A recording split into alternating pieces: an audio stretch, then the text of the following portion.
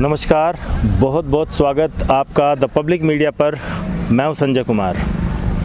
बुराड़ी विधानसभा में एक थोड़ी सुकून भरी खबर वो ये कि यहाँ पर जिस जगह मैं खड़ा हुआ हूँ वहाँ पर एक काफ़ी बड़े प्लॉट में ये बताया जाता है 1 बीघे का ये प्लॉट है और इस प्लॉट में एक नोटिस एसडीएम की तरफ से चिपकाया गया है।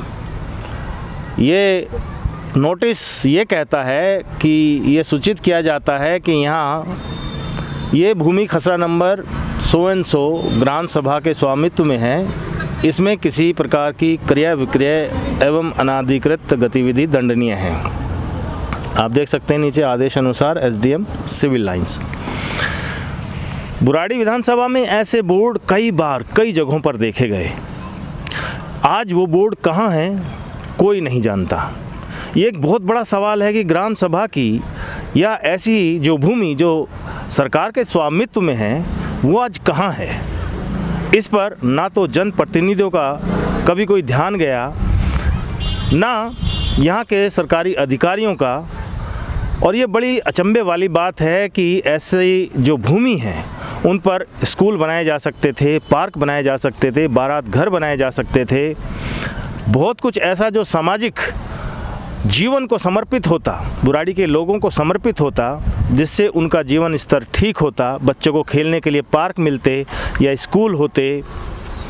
लेकिन ऐसा कुछ नहीं देखने को मिला। और अब जब चुनाव चल रहे हैं दिल्ली में, उस वक्त ये बोर्ड अपने आप में एक सुखद अनुभूति देता है। जिस जगह ये बोर्ड लगा हुआ है आप आसपास देखेंगे तो पूरा एक एरिया है, बहुत बड़ा एरिया है जिसको कॉलोनी जिस पर बसा दी गई है और ये सिलसिला अभी भी जारी है। काफ़ी बड़े छोटे प्लॉट्स यहाँ पर कट रहे हैं और काफ़ी बड़े भूभाग पर ये काम चल रहा है। पता नहीं इस ज़मीन का तो कैसे संज्ञान ले लिया यहाँ के अधिकारियों ने, लेकिन दूसरी तरफ जो यहाँ पे कॉलोनी बसाने का जो खेल चल रहा है इसकी तरफ नज़र क्यों फिरी हुई है, ये अपने आप में एक बड़ा सवाल है। जब हम इस कॉलोनी की बात करते हैं, ये पंप हाउस के पास एक कॉलोनी है जो बसाई जा रही है और यहाँ पर बहुत बड़े भूभाग में छोटे बड़े प्लॉट जो है वो काट के लोगों को बेचे जा रहे हैं। और समझ में ये नहीं आता कि इस तरह की जो प्लॉटिंग जब होती है तो सारा शासन प्रशासन कहाँ जाके सो जाता है।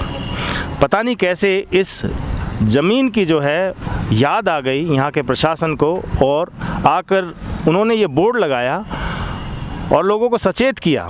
अब इसका भी कोई फ्यूचर नहीं है। कोई अगर ये सोचे कि ये बोर्ड हमेशा यहाँ लगा रहेगा, क्योंकि ऐसे बहुत सारे बोर्ड बहुत जगह देखे गए हैं बुराड़ी विधानसभा में, अलग अलग कॉलोनियों में, जहाँ इस तरह बोर्ड पे ये अंकित कर दिया गया कि ये भूमि सरकार की है, सरकार के स्वामित्व में है, यहाँ पे सेल परचेज़ नहीं हो सकता। लेकिन इसके बावजूद भी यहाँ पे सेल परचेज़ का काम जो है वो चला और इसी बीच इतने बड़े भूभाग पर कॉलोनी बसाई गई।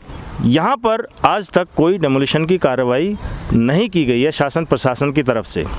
हालांकि ये भी एक बड़ा इंटरेस्टिंग फैक्ट है कि यहाँ करीब 10 साल पहले कॉलोनी काटने का सिलसिला चला। बहुत सारा स्ट्रक्चर भी इस भूभाग पर खड़ा कर दिया गया। तब तत्कालीन जो एसडीएम थे सिविल लाइंस के, उन्होंने इसके खिलाफ कार्रवाई करते हुए डेमोलिशन की कार्रवाई को अंजाम दिया था और जितना स्ट्रक्चर खड़ा था उस सब को जमीजोत किया था। और करीब 1 दशक तक ये भूभाग ऐसे ही पड़ा रहा। लेकिन करीब 1 साल पहले ये फिर से शुरू हुआ सिलसिला इस भूभाग पर कॉलोनी काटने का और तब से ये बदस्तूर जारी है। समझ से परे है ये बात कि अगर इस भूभाग पर पहले जो कॉलोनी काटी जा रही थी वो अवैध थी, तो अब प्रशासन की नज़र में ये वैध कैसे है? क्योंकि अगर अवैध होती तो इस पर फिर डेमोलिशन की कार्रवाई की जाती। लेकिन पता नहीं क्या साठगांठ है यहाँ के जनप्रतिनिधियों में, यहाँ के नेताओं में, कि वो इस भूभाग पर बसाई जा रही कॉलोनी को लेके अपनी आंखें मूंदे बैठे हैं। इस तरह बुराड़ी में ऐसे बहुत सारी ज़मीन थी जिन पर बोर्ड लगा हुआ था कि ये सरकार के स्वामित्व में है, लेकिन वो ज़मीन आज देखते ही देखते किनके पेट में समा गई, ये अपने आप में एक बड़ा सवाल है। मैं एक जगह दूसरी जगह आपको लेके चलूँगा और वहाँ दिखाऊँगा कि किस तरह से वहाँ पर डिमोलिशन किया गया है। वहाँ भी खेतों की ज़मीन पे कॉलोनी काटी गई और उन पर प्रशासन ने अपना संज्ञान लिया, प्रशासन ने उन पर बुलडोज़र चलाया। लेकिन ये समझ में नहीं आता कि यहाँ के राजनेताओं का और यहाँ के जो लोग कॉलोनी काटने वाले हैं उनके बीच ये क्या रिश्ता है। चाहे बात यहाँ के विधायक संजीव झा की हो या सांसद मनोज तिवारी की हो, ये रिश्ता क्या कहलाता है कि ये ज़मीन बिल्कुल सेफ़ है, आप इस पर कुछ भी करिए, कोई रोकने टोकने वाला नहीं है। लेकिन दूसरी जगह जहाँ मैं आपको लेके चलूँगा वहाँ पर आप देखेंगे कि किस तरह से ज़मीन दोज कर दिया गया। जो प्लॉटिंग हुई थी उसको, जो घर बनाए गए थे उनको किस तरह से वहाँ पर ज़मीन जोत किया गया, डिमोलिशन की कार्रवाई की गई। लेकिन ये बात समझ से परे है और अपने आप में एक बड़ा सवाल ये खड़ा करता है कि ये रिश्ता आखिर कहलाता क्या है, कि यहाँ पर कोई कार्रवाई नहीं है। और जहाँ मैं आपको लेके जा रहा हूँ, बाबा कॉलोनी के पास की वो जगह है, पुस्ते के पास की वो जगह है, वहाँ जाके मैं आपको दिखाऊंगा कि किस तरह से डेमोलिशन की कार्रवाई की गई है और ज़मीन को एकदम प्लेन किया गया, या जो वहाँ ढांचा खड़ा किया गया था उसको समतल किया गया। तो चलिए चलते हैं दूसरी जगह और फिर आप ही बताइए कि नेताओं का और जो कॉलोनी काटने वाले हैं उनके बीच का ये रिश्ता क्या है। और ये भी देखिएगा कि ये कहीं तोड़ दिया जाता है और कहीं छोड़ दिया जाता है, तो ऐसा क्यों है। तो देखिए, हम आप पहुँचे हैं पुस्ता, बाबा कॉलोनी वाला जो ये पुस्ता है, इसके नीचे आप कैमरे में पीछे देख रहे होंगे कि एक कॉलोनी है और इस पे कितनी बुरी तरह से डेमोलिशन इसका किया गया है, किस तरह से इसको ज़मीन जोत किया गया है।